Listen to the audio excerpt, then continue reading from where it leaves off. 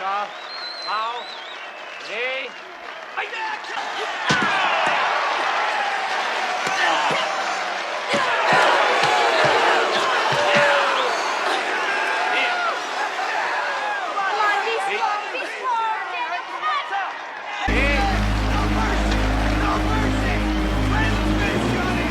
Finish him!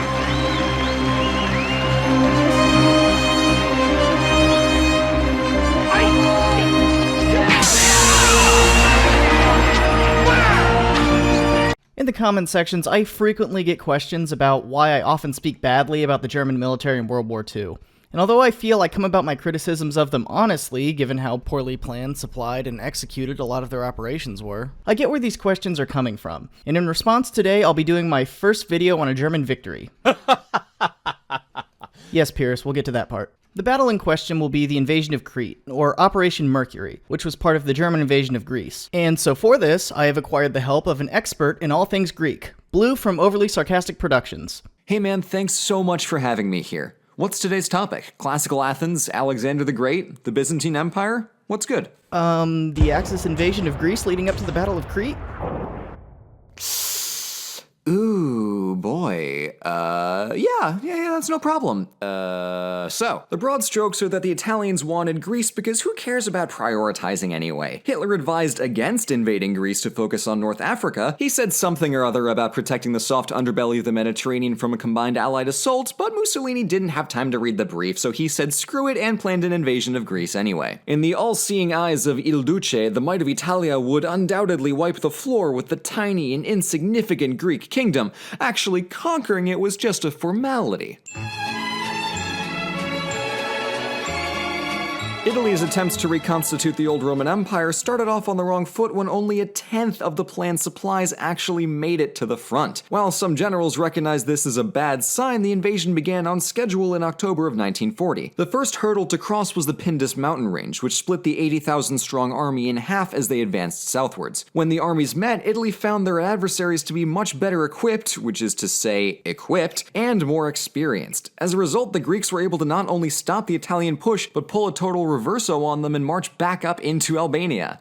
That's red flag number 2. The following winter was certainly bad for Italy, but by spring Greece lost a quarter of its army, and Hungary, Romania, and Bulgaria had all joined the Axis, which signaled to everyone involved that Germany was getting ready to bail out the Italians. Since the Allies figured Greece would soon have to fight someone who actually knew what they were doing, they sent a combined force of 60,000 Brits, Aussies, and Kiwis to prop up their defenses. The Italians were keenly aware of just how embarrassing their situation was, so they determined to show some gusto and give those Greeks what for before the Germans came along. And naturally, the offensive fell apart in the very first battle. So thus ended the Italian invasion of Greece, wherein the Italians lost a quarter of Albania. World War II is weird, dude. Yeah, tell me about it. At this point, Germany was all Gottverdammt Italy and used their new Axis friends in the Balkans to invade Yugoslavia on their way down to Greece. The Greek Metaxas line on the Bulgarian border worked about as well as the Maginot line did, and within a month, Greece had surrendered to the Germans. Specifically, only the Germans, because Greece did not want to see the Italians gloat after thoroughly humiliating them the year before. Because let's remember where this whole thing started. This is your Axis, but this is your Axis on Führer. Anyway, with that, the Allies in Greece hightailed it over to British Egypt, but since that was quite a jump, they used Crete as a base, which means it's time for the main event. Thanks for your help, Blue. It's been great to have you here. Always happy to lend a hand. And remember, the real meme tanks were the friends we made along the way. Later. I don't know what that means. Anyways, let's move on. Now, with the BEF evacuated to Crete, the Germans were faced with a couple problems. The first and biggest being that Crete would have made an excellent launching point for Allied bombers to go after the oil fields in Romania, the destruction of which would have caused big problems for Hitler's plans in the east in the following month. And secondly, how to track down the British troops that fled. Although the Germans probably could have lived with the BEF troops getting away, they could not spare the airplanes that would be needed to be stationed in Greece to subdue the potential bombing threat, since they were needed for Barbarossa, and it was decided that invading the island would be the best course of action.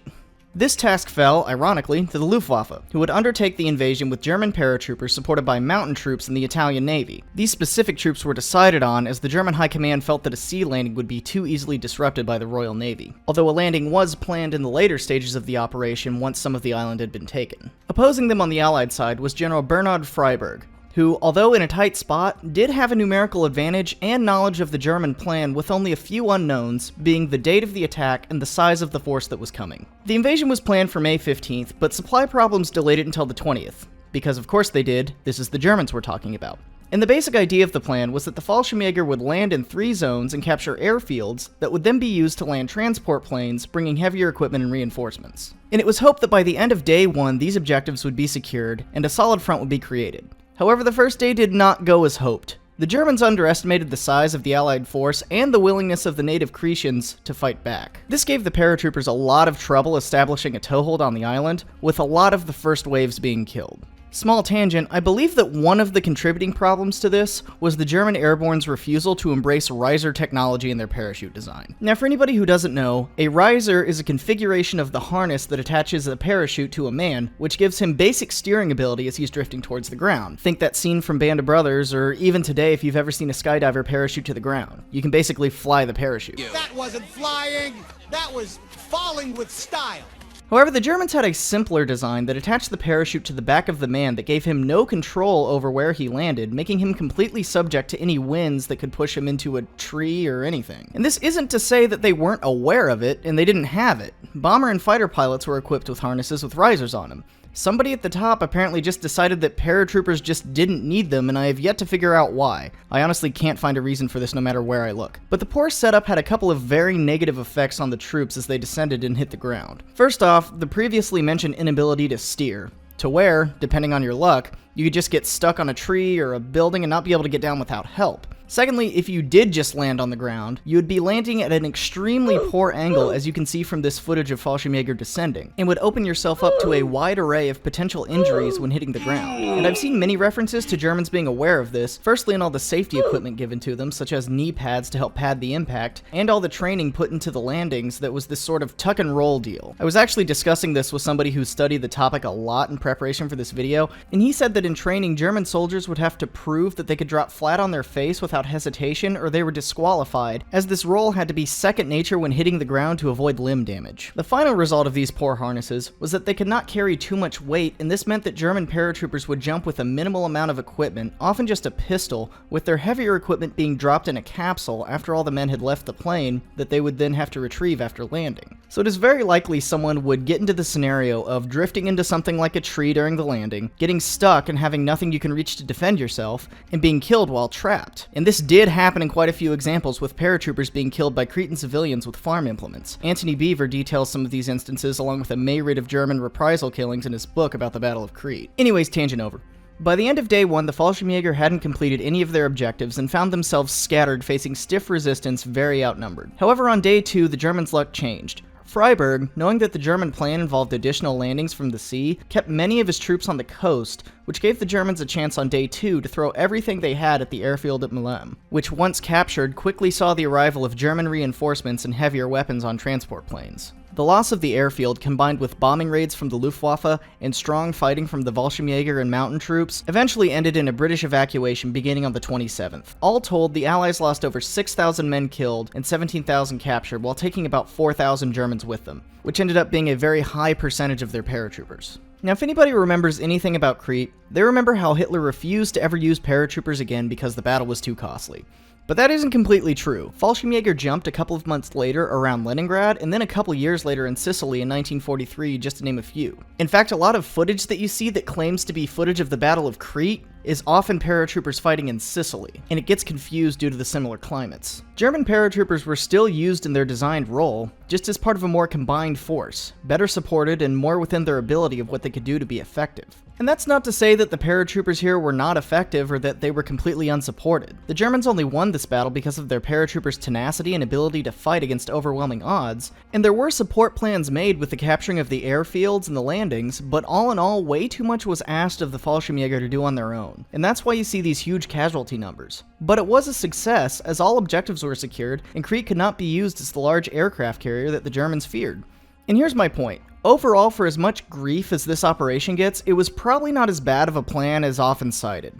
Juxtapose this with the Normandy Landings. There we have American and British paratroopers dropping on their own on a landmass with no friendly units who have to count on a successful beach landing to be relieved before supplies run out. Although some details are changed to do with airfields and the scale, it's the same basic idea. The Royal Navy just really got in the way here, in the same way that the Kriegsmarine could have gotten in the way at Normandy if it was anywhere close to being able to do so. And here's where I'll get to my final point. Even with the success and the overall intelligence of the plan, this operation still suffers from what I would call typical German campaign mistakes. I get accused a lot of giving the Germans a poor write-up and some sort of bias against them, but whether you believe me or not, that isn't the case. There are just only so many times you can see the same problems arise before you start to question why you keep seeing the reoccurrences. And even as a victory, this is yet another campaign where you see all the regular hallmarks such as lack of supplies causing delay, poor counterintelligence, an underestimation of the enemy force, and also, in this one, a completely false reading of the sentiments of the civilian populace. And after a while, you begin to realize that for all the competence on the tactical level, the same mistakes are being repeated over and over on the strategic, which makes you question what business this country had starting these wars.